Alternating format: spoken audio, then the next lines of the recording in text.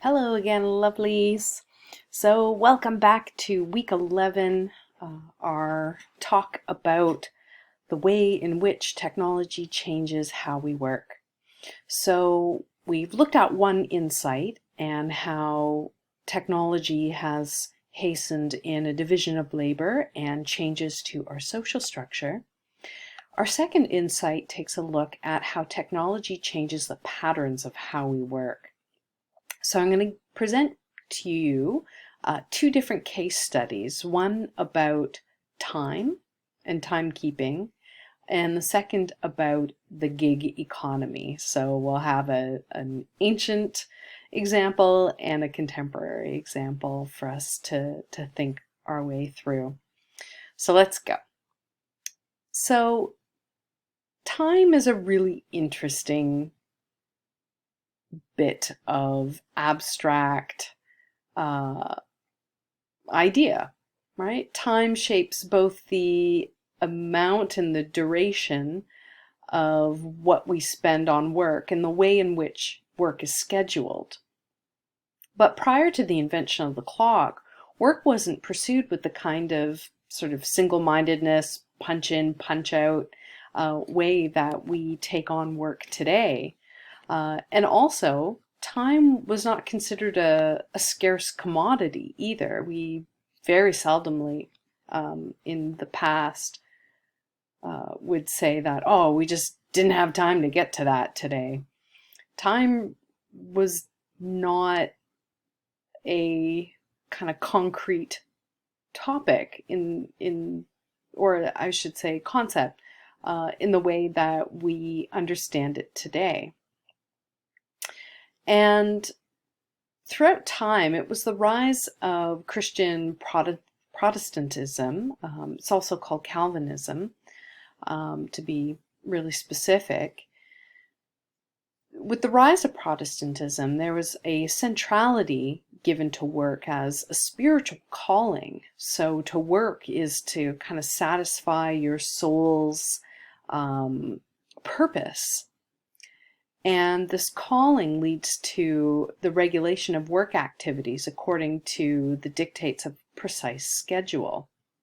So the piece of technology specifically was the clock, and the way in which the clock was used by the church kind of changed how it is that we pattern our day and pattern our lives. So to fill you in on some of the details, the clock was a way of organizing society, right? And we see the use of the clock, and look at these giant pieces here depicted in this Renaissance era painting of the relationship between kind of spiritual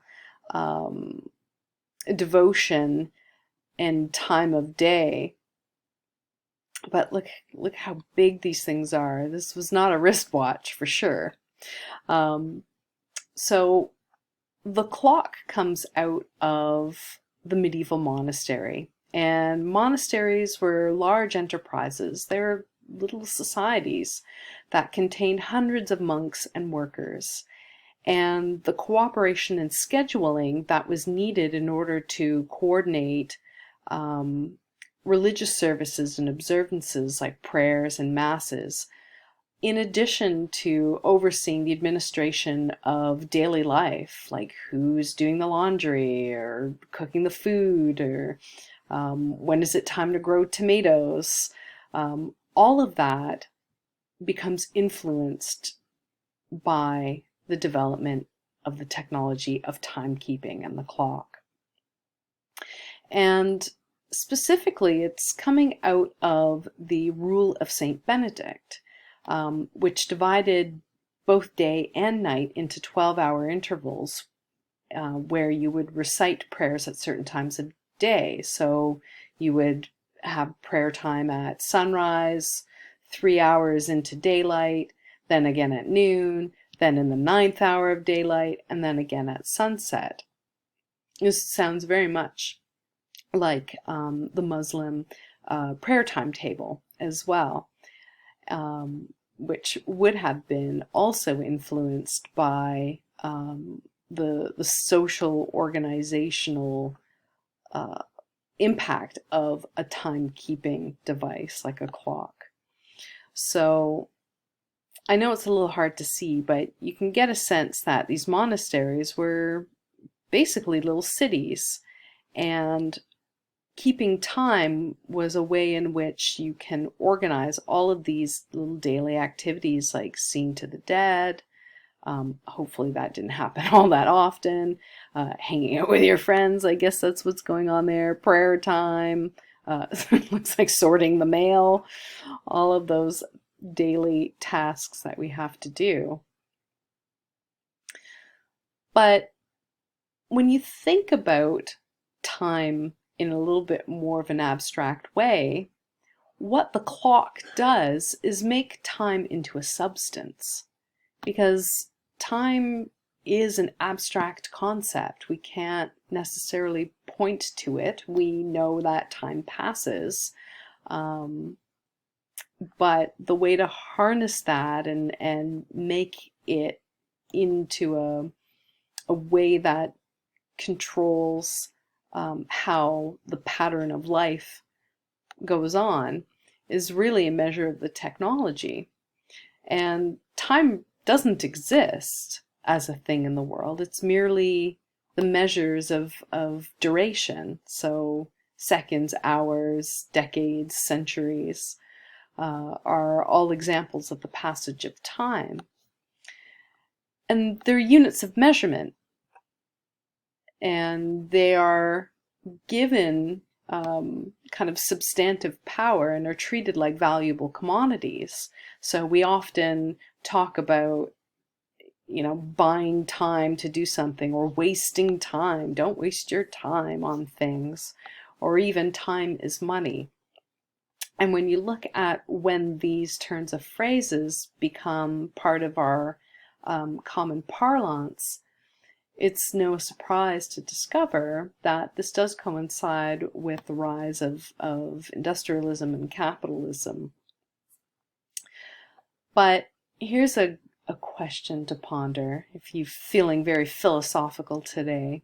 Is time a technologically determined thing, or is it socially constructed? Our second case that I would like for us to consider is the contemporary case of the gig economy.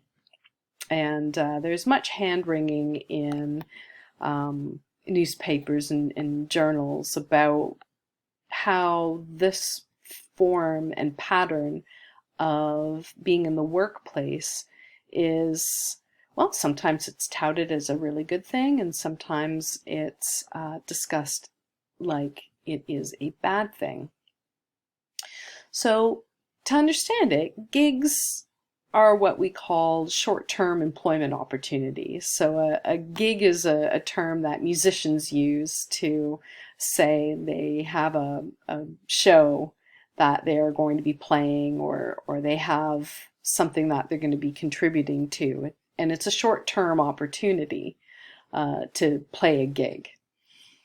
And gigs are often offered to independent contractors, so people who work independently of companies or corporations. And gigs are there to perform very specific tasks. So in the way that a musician says, yeah, I've got a gig tonight, well, they're there to play their guitar or drums or sing.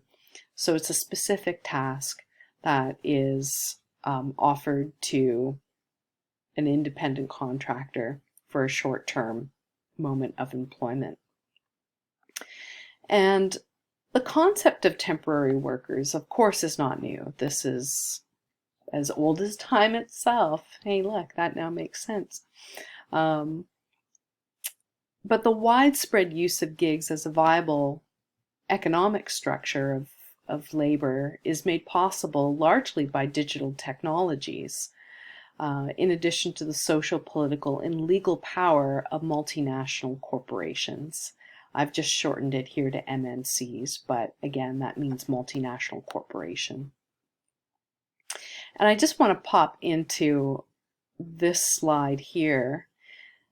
I just took a quick screen capture of an infographic that was created with all sorts of apps that are essentially gig apps.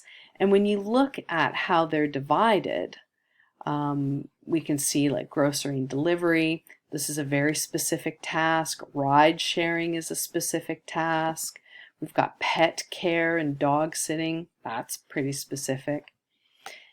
And notice too, all of these services are enabled by technology, by essentially using your smartphone or your computer to order these specific services. So this gives us a really clear look at how a gig is defined and structured. So I'm just going to leave that there on our slideshow for you to take a look at again.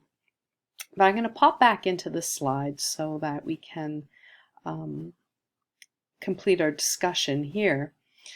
So gig economies are controversial because they generate new issues about employer-worker relations. New sorts of laws and policies that govern wages, the amount of hours that people can work, and the working conditions have all been raised, and they are broadly new to many societies because the gigs are so short-term and so specific. They elude a lot of the laws and policies that multinational corporations have on the books already in terms of how fairness is governed in these issues. So there's a great deal of controversy about the efficacy of gigs. And, you know, in many cases, this kind of economic relationship can go as far as cutting out an employer altogether.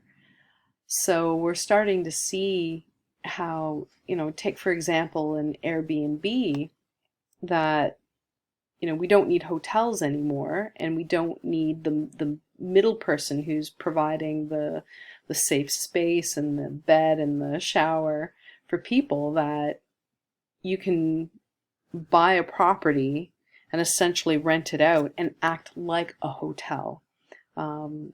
So there's some really unprecedented sorts of patterns that are developed by this confluence of technology in society to fill human need for some really specific services. So the question that I want to leave with is, do you think that our work habits are a result of technological or social changes in society? Now, if this sounds like I'm asking you to delve back deep into the first few weeks where we talked about technological determinism and social construction theory, that's because it is. This question never leaves us.